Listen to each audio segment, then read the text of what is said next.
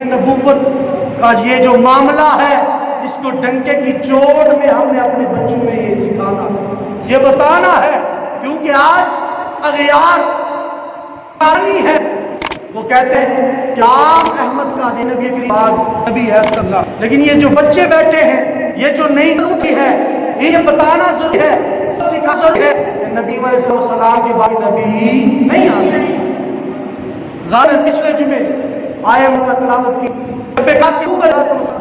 बुझाता है वो बुझा है आज उनके लिए पता है, और फिर ये करीम का पढ़ना शुरू कर दिया।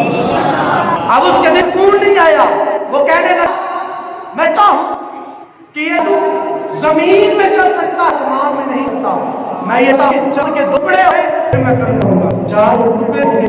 अब करीम जगह में आज करता है रसूल सल्लल्लाहु अलैहि वसल्लम, अगर आप अल्लाह के रसूल हैं तो नूह अलैहिस्सलाम ने कौम के लिए दुआ की, अजाब आया। मूसा अलैहिस्सलाम की कौम में अजाब आया था, हूद अलैहिस्सलाम की कौम में अजाब आया।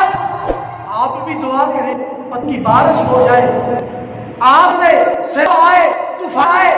अभी ये बात हो रही थी कि जिब्रील अमीन आ गए।